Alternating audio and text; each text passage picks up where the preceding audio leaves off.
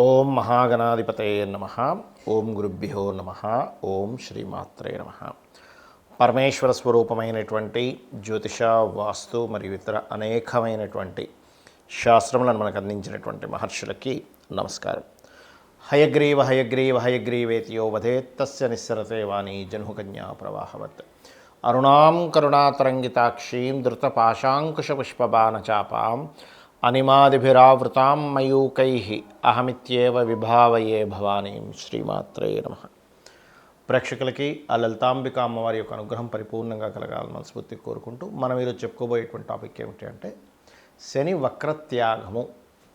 November 16వ తేదీ నుంచి 4.5 నెలల పాటు వక్రత్యాగంలో కుంభంలో ఉంటాడు. అంటే ఇన్ని రోజులు వక్రించున్నాడు, రెట్రోగ్రేషన్ అంటారు. అంటే ఆయనే వెనక్కి తిరగడు, గుర్తుపెట్టుకోండి.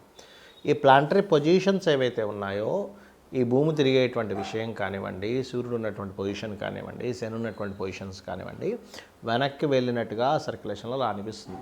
అప్పుడు ఏమవుతుంది, వెనక్కి వెళ్ళినట్టుగా అనిపించినప్పుడు ఆ ఫలితాలు కూడా వెనక్కి వెళ్ళినట్టుగానే ఉంటాయి.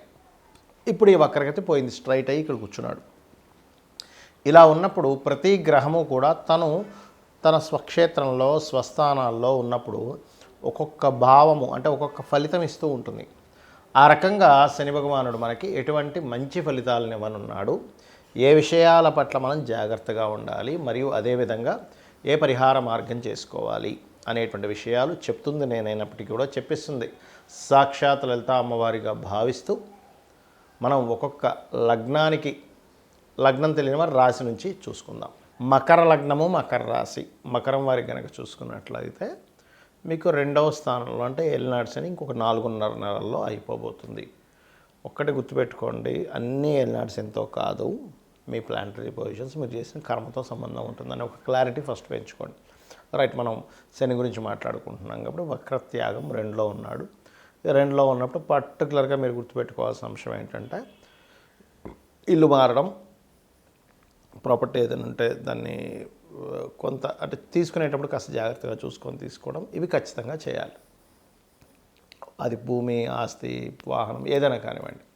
మరి ఇక్కడ మంచి ఫలితం ఏమి ఇవ్వాలి, ఉపాసనకి మంచి ఫలితాన్ని ఇస్తాడు శని ఎప్పుడైనా 2లో ఉన్నప్పుడు. అంటే అందరికీ కాదు, ఓన్లీ మకరం వారికి. అది ఇప్పుడు ప్రజెంట్ నడుస్తున్న నక్షత్రం ఏదైతే ఉందో దాన్ని బట్టి. అండ్ అలాగే ఇప్పుడు పర్టికులర్గా 9వ స్థానంలో మకరం వారికి కేతు ఉన్నాడు. అంటే దేవతా స్థానంలో కేతు ఉన్నాడు. ఇక్కడ కేతు ఉన్నప్పుడు ఈయన ఇక్కడ శని ఇక్కడ సంచరించేటప్పుడు ఇదేంటంటే కఠోరమైనటువంటి సాధనలు ఇట్లాంటివన్నీ కూడా చేయడానికి, క్షేత్రాలకు వెళ్ళడానికి 100% ఇక్కడ మీకు సపోర్ట్ చేస్తాడు. సంతానం పొందడానికి కూడా. ఎందుకంటే మనం అనుకుంటే ఇదేంటి కుటుంబ స్థానంలో అంటే ఈ లగ్నానికి శుభుడు పాపులను కొన్ని ఉంటాయి. మకర లగ్నానికి సపోర్ట్ చేస్తాడు, అందరికీ కాదు. సో సంతానం పొందడానికి, ఉద్యోగాలు రావడానికి. ఎందుకంటే 2వ స్థానంలో శని ఉద్యోగకారకుడిగా, ఫైనాన్స్ ఏంటి, ఏదైనా ఉద్యోగం ద్వారా ధనాన్ని ఇప్పించాలి, అక్కడ సపోర్ట్ చేస్తాడు. చేయడానికి పెట్టుకోకండి, ఉద్యోగం రాదనుకోకండి. ఎందుకంటే శని అంతటనే శ్రమకారకుడు, శ్రమని ఇచ్చి ధనాన్ని ఇస్తాడు అక్కడ, ఇది గుర్తుపెట్టుకోండి. కాకపోతే వాహన, గృహ, విద్య అంటే విద్య చదువుకుందాం అనుకుంటే తొందరపాటుగా అంటే ఇంట్రెస్ట్ రాదు తొందరగా. అదేవిధంగా వివాహ సంబంధించిన విషయాల్లో కూడా తొందరపాటు నిర్ణయాలు పనికిరావు. జీవిత భాగస్వామి యొక్క కుటుంబ సభ్యుల ద్వారా మీకు గొడవలు వస్తూ ఉంటాయి. సో ఆ యొక్క విషయాల పట్ల కాస్త జాగ్రత్తగా ఉండండి. లేదా పార్ట్నర్ మీకు డబ్బులు ఇవ్వాల్సిన వాడు ఇవ్వను అనడం, తర్వాత ఇస్తానడం, పోస్ట్ పోన్ చేయడం, ఇట్లాంటివన్నీ కూడా జరుగుతుంటాయి. బికాజ్ ఆఫ్ ఫైనాన్స్ హౌస్లో సాటర్న్ ఉన్నప్పుడు మీకు పర్సనల్గా వచ్చే వేరు. కానీ ఇదేమవుతుంది, ఈ సాటర్న్ 2 అష్టమాన్ని చూస్తున్నాడు. అంటే పార్ట్నర్ యొక్క ధనస్థానాన్ని, పార్ట్నర్ యొక్క కుటుంబ స్థానాన్ని చూస్తున్నాడు. సో దీని ఎఫెక్ట్ ఇక్కడ ఇస్తాడు, ఇక్కడ కంటే కూడా ఇక్కడ ఇస్తాడు ఎక్కువగా. సో ఈ యొక్క విషయాల్లో పార్ట్నర్ యొక్క కుటుంబ సభ్యులతో అనవసరమైన నిందలు, అనవసరమైన ఈగో క్లాషెస్ పోవడం, ఇట్లాంటివి ఇస్తాడు మకరం వారికి. మరి ఇవన్నీ మనకి ఎప్పుడైనా ఒకటే, మనకి మంచి జరగాలి, ఇబ్బంది ఉండకూడదు అనుకుంటారు. కాబట్టి నవగ్రహాల్లో శని, కుజ, కేతు గ్రహాల దగ్గర దీపారాధన చేయండి, హోమాలకు పార్టిసిపేట్ చేయండి. అదేవిధంగా పర్టికులర్గా ఏంటంటే ఇక్కడ మీరు గోశాలకు వెళ్ళి గోవులకి బెల్లము, క్యారెట్స్, బీట్రూట్స్, లేనట్లయితే గ్రాసము మనస్ఫూర్తిగా అమ్మవారి గోవు రూపంలో ఉంది అనేటువంటి భావనతో తినిపించండి. 100% మీకు మంచి రిజల్ట్స్ వస్తాయి. చాలామందికి ఒక అపోహ ఉంది, ఏమిటంటే శని భగవానుడు అని పేరు వినగానే అమ్మో శని. ఫస్ట్ ఆ అపోహ, ఆ కాన్సెప్ట్ మైండ్లో తీసేసేయండి. శని అంటే ఎవరో కాదు, నవగ్రహాలు అంటే ఎవరో కాదు, గుర్తుపెట్టుకోండి. మీ యొక్క ఆలోచన విధానం నుంచి బుధుడు, మీ యొక్క మానసిక స్థితి పూర్వజన్మల్లో పాస్ట్ లైఫ్లో మానసికంగా ఏం చేశారు, మానసికంగా ఎవరిని ఇబ్బంది పెట్టారు, మానసికంగా ఎవరిని చాలా క్షోభకు గురి చేశారు. ఈజ్ మూన్ యువర్ మూన్ అంటే మీరు చిన్న ఎగ్జాంపుల్ చెప్తాను చూడండి. మరి రేపు పొద్దున మనకి ఎగ్జామ్ ఉందనుకుందాం, ఉదాహరణకి రేపు పొద్దున ఒక ఎగ్జామ్కి అటెండ్ అవ్వాలి. మనం ఇన్ని రోజులు ఏం చదివామో దాన్ని బట్టి అక్కడ అలా రాయగలుగుతాం, దాని యొక్క రిజల్ట్ అలా వస్తుంది. ఓకే, అలాగే మనం పాస్ట్ లైఫ్లో ఏదైతే చేశామో నవగ్రహాల పరంగా, అంటే ఉదాహరణకి రవి సంబంధం అనుకుంది, ఎవరికైనా మనం చక్కగా మర్యాద ఇచ్చాం, ఈ జన్మలో రవి బాగుంటాడు. మానసికంగా ఇబ్బంది పెట్టాం, చంద్రుడు బాగుంటాడు. వాక్కుతో లేదా మన బుద్ధితో మ్యానిపులేట్ చేసి అవసరమాన్ని ఇబ్బంది పెట్టాం, బుధుడు ఇబ్బందికరంగా ఉంటాడు. బాగా చేసాం మనం, మన బుద్ధితో అవతల వాడికి సహాయం చేసాం, మన వాక్కుతో అవతల వాడికి మంచి ఇది చేసాం, బుధుడు బాగుంటాడు. మనము ఎప్పుడైతే ధార్మికంగా కాకుండా అధర్మంగా అవతల వాడిని ఇబ్బంది పెట్టేశాం, మీరు ధార్మికంగా వేరు అధర్మంగా వేరు గుర్తుపెట్టుకోండి. ఇప్పుడు మీకు ఒక ఒక ఒక అవతల వాడు ఏదో కేసు వేసాడు, మీరు ఏ తప్పు చేయకపోయినా సరే మీరు ధర్మంగా పోరాడడానికి మీరు అవతల వ్యక్తి మీద మళ్ళీ ఒక కేసు వేసో ఇంకోటి చేయడం ఇది ధర్మం. కానీ మీరు అధర్మంగా ఎప్పుడైతే చేస్తుంటారో అది ధార్మికమైనటువంటిది కాదు. అప్పుడు గురువు మీకు నెగిటివ్గా అవుతాడు. ఏది అధర్మంగా వెళ్ళినప్పుడు. ధర్మంగా వెళ్ళినప్పుడు గురువు మీకు పాజిటివ్గా అవుతాడు మీ జన్మజాతకంలో. అలాగే సంతానం విషయంలో కావచ్చు, సంతానం విషయంలో రవి గురువులు పాడయ్యాడంటే మీరు ఒక పూర్వజన్మల్లో సంతానం సంబంధించినటువంటి బాధ్యత లేకుండా ఎలాగో వెళ్ళిపోయారు. That is the concept. అలా శుక్రుడు అంటే వివాహము, శని అంటే మనకి కర్మ, రాహు అంటే మాయా లేకపోతే ఈ లోకంలో ఉండేటువంటిది, కేతు అంటే మోక్ష సంబంధించిన, దైవ సంబంధించిన, జ్ఞాన సంబంధించిన ఇట్లాంటివన్నీ తీసుకుంటాం అమ్మమ్మ తాతయ్య.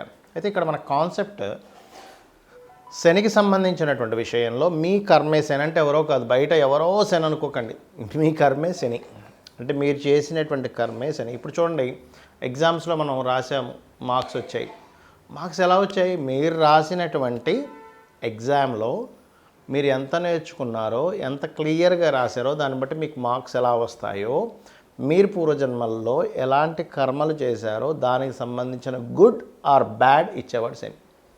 మీ కర్మనే అంటే మీరు బ్యాంకులో అకౌంట్లో డబ్బులు ఏమైనా ఉన్నాయి, మీరు అసలు మీ బ్యాంకులో ఒక 100 రూపాయలు వేసి ఉంచారు, ఒక సంవత్సరం తర్వాత వెళ్ళి అదేంటండి లక్ష లేదండి అని ఏడుస్తారు ఎవరైనా. ఏడవడగా ఎందుకు అంటే బికాజ్ మీరు వేసింది 100 అక్కడ, మీరు ఏడవడంలో అర్థం లేదు.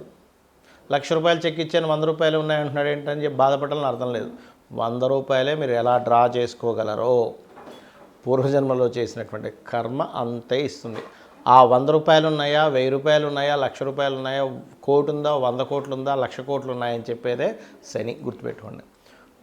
అది మంచి కానీ బ్యాడ్ కానీ బికాజ్ ఆఫ్ మీరు పాస్ట్ లైఫ్లో ఏం పెట్టారు బ్యాంకులో. 12 అకౌంట్స్ అండి మనకు ఉండేవి, 12 భావాలు ఉంటాయి కదా. మీరు, మీ ధనము, మీ కుటుంబము, మీ యొక్క సిబ్లింగ్స్ ఎందుకు గొడవలు వస్తున్నాయి, ఆ అకౌంట్లు మీరు అట్లా తయారు చేసి పెట్టుకున్నారు. లేదా గృహ సంబంధించిన, వాహన సంబంధించిన లేనట్లయితే చక్కగా నేను బాగా చదువుకున్నానండి, పోయిన జన్మలో ఎవరికో మీరు జ్ఞానం ఇచ్చారు, సింపుల్ థింగ్. అది శనిస్తాడు మీకు ఆ రూపంలో. కర్మకారకుడు కాబట్టి, వృత్తికారకుడు కాబట్టి, వ్యాపారకారకుడు కాబట్టి, లాభకారకుడు కాబట్టి, ఎంజాయ్మెంట్ కారకుడు కూడా ఆయనే శాస్త్రంలో. అంతేగాని ఎప్పుడు కూడా శాటన్ అనగానే శని భగవానుడు అనగానే గజగజ వణికిపోవడం, భయపడిపోవడం, అమ్మో ఏలినాటి వచ్చిందండి ఇంకేముంది రోడ్డు మీదకి ఇచ్చేస్తాడు, రోడ్డు మీదకి తీసుకొచ్చేస్తాడు, నేల నాకించేస్తాడు, సంఖ నాకిచ్చేస్తాడు. ఇవి కాదు మీరు అర్థం చేసుకోవాల్సి. శని అనగానే ఎంతసేపు థాట్స్ ఇవే వస్తాయి. ఇది కాదు. మనం పూర్వజన్మల్లో ఏం చేసాం, ఎవరిని ఇబ్బంది పెట్టాం అంటే ఎవరిదైనా దొంగతనంగా దోచుకున్నామా, ఎవరినైనా మనకు మంచి వర్క్ ఇచ్చినా సరే వాడిని మోసం చేసేసి వర్క్ చేస్తున్నట్టుగా నటిస్తున్నామా, అందుకే జాబులు ఉండవు, గుర్తుపెట్టుకోండి. మనం నటించాము, అవతల పని ఇచ్చి నీకు శాలరీ ఇచ్చి బాబు నా కంపెనీ కోసం నువ్వు పని చేయన్నప్పుడు కూడా మనం నటించామంటే అయిపోయింది.